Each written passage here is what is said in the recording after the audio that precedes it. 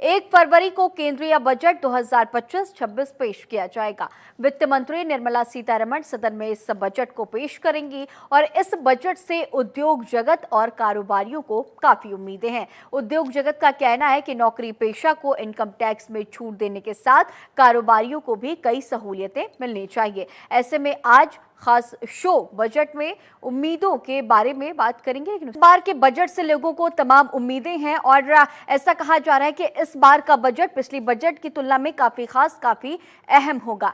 तो अब आप आज 1 फरवरी को केंद्रीय बजट 2025 पेश किया जाएगा और इसे पेश करने के बाद लोगों को तमाम उम्मीदें हैं। चाहे हम किसानों को देखें, किसानों को बहुत उम्मीदें, महिलाओं को बहुत उम्मीदें और इसके साथ ही अलग अलग वर्गों को इस बार के बजट से उम्मीदें। चलिए अब इसी पर खास चर्चा करेंगे। हमारे साथ मेहमानों का पैनल मौजूद है। आपसे सबसे पहले उनका तारुफ करा देते हैं।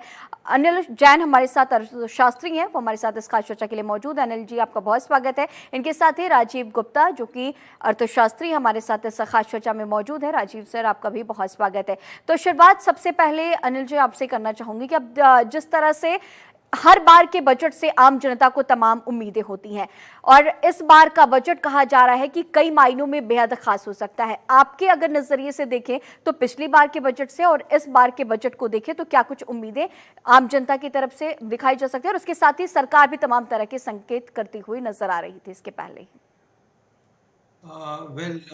जैसे मैंने देखा अभी सब लोग चाह रहे हैं कि इनकम टैक्स का स्लैब बढ़ जाए और छोटी छोटी राहतों की एक जनता की एक्सपेक्टेशन है कि किसी तरह से हमारी कर की जो कर का भार है वो आम जनता पे कम पड़े। पर हमें थोड़ा मैक्रो लेवल पे देखना पड़ेगा।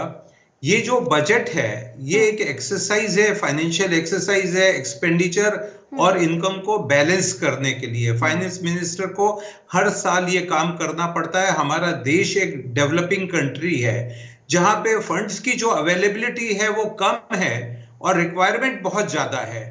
तो जो हम बार बार हर साल में यही सुनता हूं कि थोड़ा स्लैब बढ़ जाए, पीपीएफ की लिमिट बढ़ जाए, किसी तरह से कोई बेनिफिट हो जाए टैक्स का। पर फाइनेंस मिनिस्टर को भी पूरा देश देखना है, डेवलपमेंट का सीन देखना है, इकोनॉमिक ग्रोथ भी हमारे को चाहिए। तो वहां पे बहुत ज्यादा स्कोप फाइनेंस मिनिस्टर के पास में नहीं होता है। वो चाह के भी वो बहुत ज्यादा आपको खुश करने वाले डिसीजन नहीं ले सकती है। आप देखिए पिछली बार जो उन्होंने बजट दिया, उनका जो एक्सपेंडिचर है वो 48 लाख करोड़ का है जो उन्होंने बजट में दिखाया, और जो उनकी इनकम है वो 32 लाख करोड़ की है। अब ये जो एक्सपेंडिचर 48 लाख करोड़ का है, 32 लाख करोड़ की हमारी इनकम है, तो बाकी पैसा तो हमने उधार लेके ही इसको खर्चा पूरा करना पड़ेगा। अब जब हम बार बार उधार लेते हैं तो आप देखिए हमारा ऑलमोस्ट जो हमारी रिसीट है जो पूरे देश की, उसका करीब 35% तो हमारा ब्याज में चला जाता है। अब ये जो सिचुएशन बनती है, ओवरऑल सिचुएशन बनती है, यहाँ पे फाइनेंस मिनिस्टर के पास बहुत लिमिटेड स्कोप है कि वो हर आदमी को रिलीफ दे सके, हर सेक्टर को रिलीफ दे सके। मैन्युफैक्चरिंग वाले भी कहते हैं कि हमारे ऊपर जीएसटी कम करो, इनकम टैक्स वाले भी कहते हैं, तो यहाँ पे एक लिमिटेशन आती है। अब देखिए फाइनेंस मिनिस्टर इस बार क्या करते हैं। बहुत ही टाइट सिचुएशन है, फंड्स की रिक्वायरमेंट अभी बहुत है, मोदी जी के डेवलपमेंट प्लान्स बहुत बड़े बड़े हैं, तो उनके लिए पैसा तो जुटाना पड़ेगा। अब इसके लिए कहां से पैसे लाते हैं, कोई नया सोर्स पैदा करते हैं। आज फाइनेंस मिनिस्टर के पास स्कोप है, वैसे मुझे लगता है। आज बहुत बार हमारा डिस्कशन होता है एग्रीकल्चर इनकम पे, और शायद किसी न किसी स्टेज पे फाइनेंस मिनिस्टर को एग्रीकल्चर इनकम पे टैक्स लगाना पड़ेगा। जो बहुत बड़े किसान हैं जिनकी इनकम सालाना एग्जांपल मान लीजिए उनकी इनकम 25 लाख या 40 लाख से ज्यादा है, उनके पास 25 एकड़ से ज्यादा भूमि है, उनके ऊपर टैक्स लगाया जा सकता है। और शायद इस रूट से ये बहुत बड़ा एक सेक्टर है जो अभी भी अनटच्ड है from taxation point of view से। अगर इस सेक्टर को कवर करते हैं, ये भी अनप्लेजेंट होगा और इसके पॉलिटिकल रेमिफिकेशंस भी होंगे। पर अगर फाइनेंस मिनिस्टर, मुझे लगता है अगर एग्रीकल्चर इनकम को इस बार टच करे तो वो बाकी टैक्स पेयर्स को कुछ न कुछ दे पाएगी, ऐसा मेरी सोच है। जी, आपका रुख करना चाहूंगी कि सर सिक्योरिटी ट्रांजैक्शन टैक्स के बारे में भी एक बार विस्तृत जानकारी साझा कीजिएगा और साथ ही ये टैक्स एसटीटी भारतीय स्टॉक एक्सचेंज पर किस तरह से असर डालता है और कुछ उद्योग निकायों की तरफ से एसटीटी को लगातार क्यों खत्म करने की मांग की जा रही है, इस पर एक बार विस्तृत जानकारी। एसटीटी जो टैक्स है ये बेसिकली जो शेयर मार्केट ट्रांजैक्शंस हैं उनके ऊपर एक तरह का गवर्नमेंट का कंट्रोल लाने के लिए, या गवर्नमेंट उनको अपने क्या हो रहा है, क्या ट्रांजैक्शंस हो रहे हैं, कौन कर रहा है, शायद इस सोच के साथ लाया गया था और एडिशनल रेवेन्यू का सोर्स भी बनाया गया था। तो मुझे लगता है कि एसटीटी के अंदर कोई ज्यादा गुंजाइश नहीं है, एक छोटा सा कंपोनेंट होता है और वो ज्यादा इन्वेस्टर्स को इतना अफेक्ट भी नहीं करता है।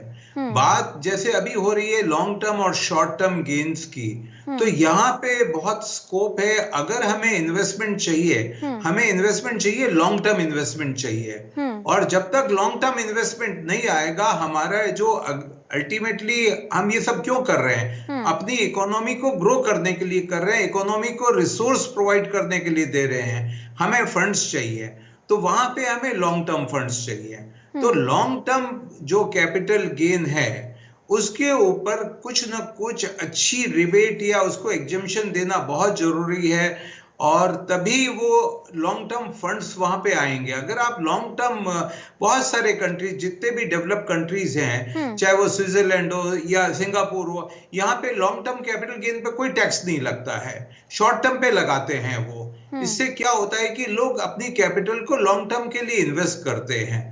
इसे यहाँ पे गवर्नमेंट को हर तरह से जो लॉन्ग टर्म फंड्स आ सकते हैं वो चैनल खोलना पड़ेगा।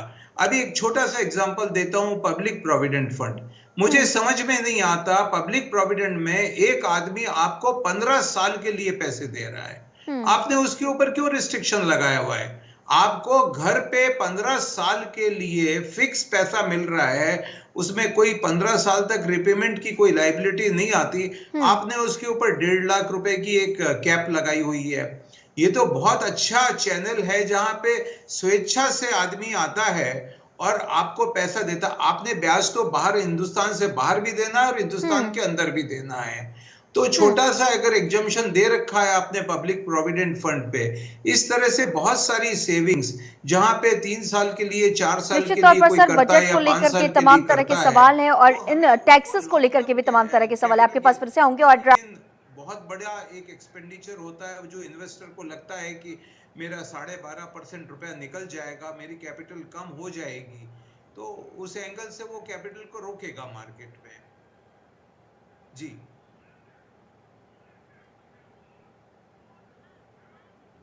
ठीक है सर, समय कम है, आप सभी का हमारे साथ इस खास चर्चा में बने रहने के लिए बहुत शुक्रिया।